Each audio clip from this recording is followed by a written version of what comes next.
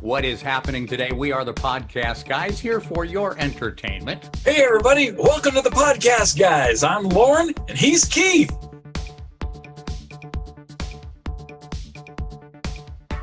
A string walks into a bar. A string? A string walks into a bar.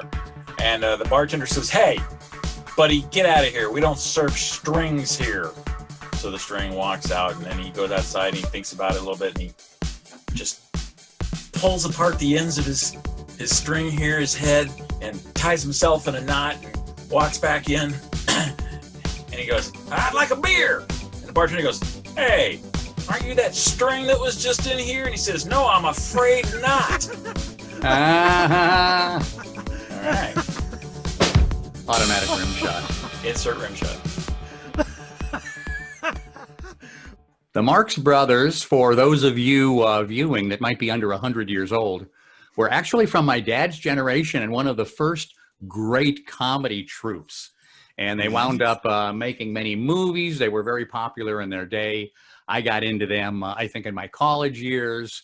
And they were brothers. Head of the brothers was Groucho Marx. And in the middle to late 50s, Groucho hosted a game show of sorts called You Bet Your Life. You recall that? I'm sure you would. I do. I mean, it's before my time. I'm not quite that old, but I've seen reruns of it, yeah.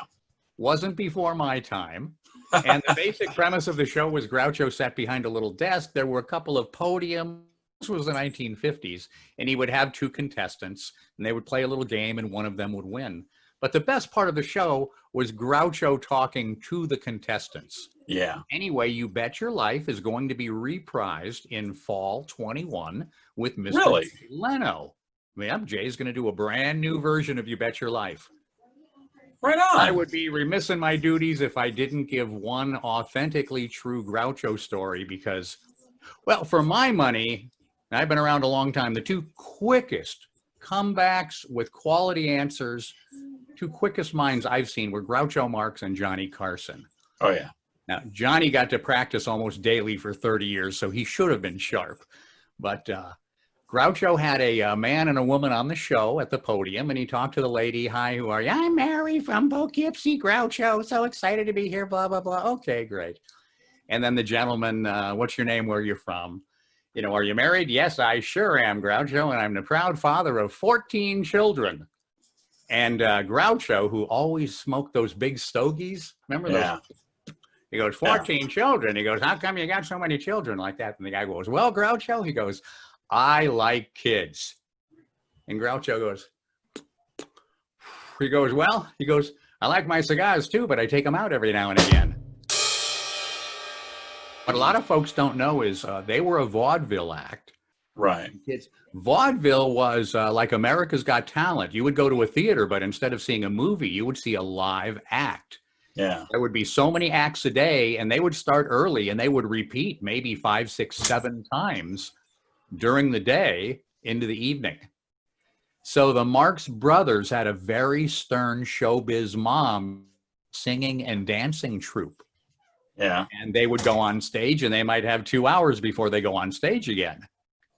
So they would be in the back. They were brothers, goofing around. They were clowning. They were making each other laugh. They were pulling pranks.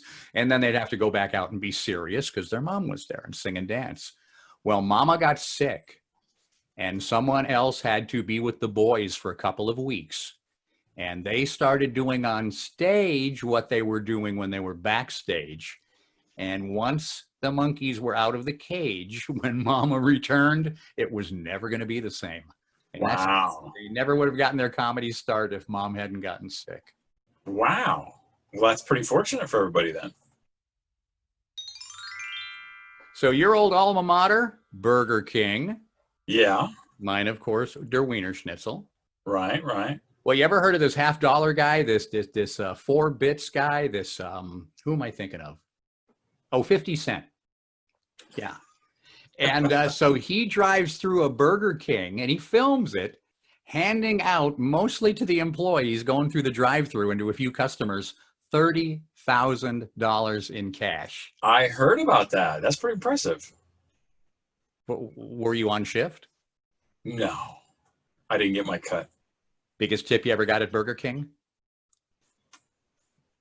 Don't park near fire hydrants. You know, one time my daughter kind of scolded me. She corrected me. She said, Dad, it's not 50 cent. It's 50. 50. That's Had right. you ever heard that? 50. But 50 little cent. did I know, I'm kind of stubborn. I'm sticking with the English language. We always had words that when I was like in junior high, my sister and I came home, the first time we said bitchin', which meant cool, great, out of sight, right? And Mom looked at us like, what did I hear? And we went, no, it's a good word. It's not like when Dad says, you know, I quit your bitching, get back in the kitchen. It's not like that at all, Mom. You know, it means that's great. And we got away with it. We got to say bitching. So the young people are always inventing their own slang within the language. Is it still 50 or is it illegal now to say 50? Well, with inflation, it's only 43 now. So that would be deflation. Oh, that was my joke, and I forgot I was going to say before, when he was lesser known, he started off as 37 cents. Hey, Keith, here's some signs you've gone to a bad chiropractor. Oh, yeah? Yeah. So you go to have your back adjustment, your back aligned, and of course there's good ones and bad ones. This is how you know you went to a bad one? That's right. The office furniture is made of old vertebrae. Their sign, there's a 2-drink minimum. That would not be a good sign at the chiropractor. What's another sign of a bad chiropractor? He rushes in late to your appointment, still wearing his McDonald's uniform. He asks you, what's a joint like this doing in a girl like you? That's a bad chiropractor right there. Yeah. How else would you know you might be at a bad chiropractor session? Over and over, you hear crunching sounds followed by, uh-oh. Here's another bad sign, or sign you've went to a bad chiropractor. They try to perform an adjustment on your wallet. Oh, yeah, you know what that guy's after. You know you went to a bad chiropractor when at the end of the session, he lies down on the table and says, okay, my turn.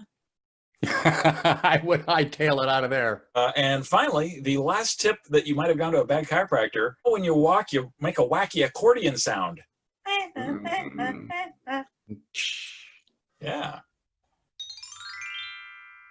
Loren, do you know you can tweak a celebrity name just a little bit and make them sound so much older? And I did not know that. If you were psychic, you would know ahead of time how bad this bit is.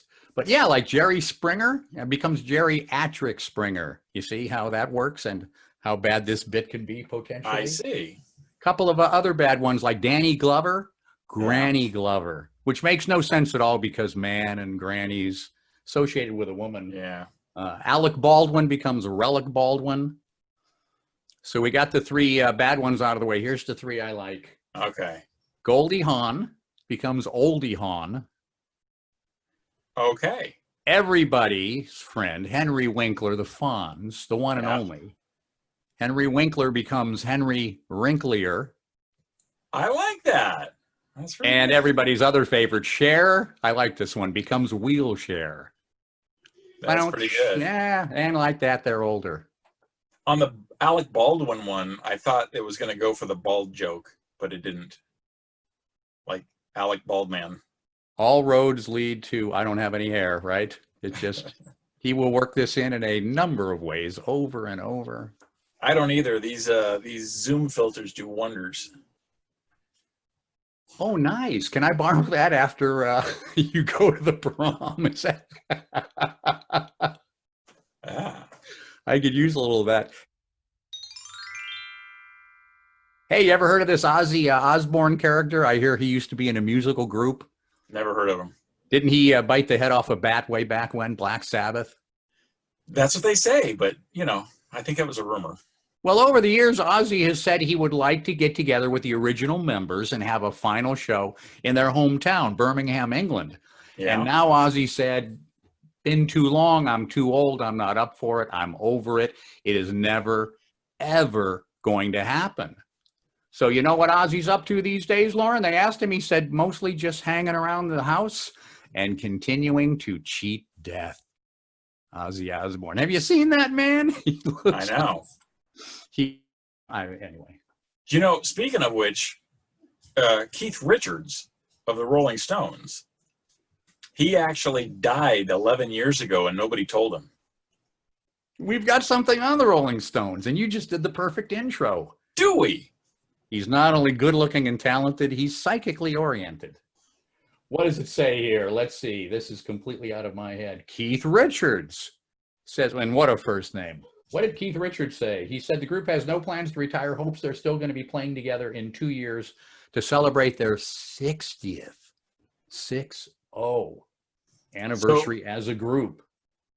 Wow. If they He said started you when might they call were, it a habit. I mean, that's what we do. And also there's that thing between us, like who's going to be the first to get off the bus.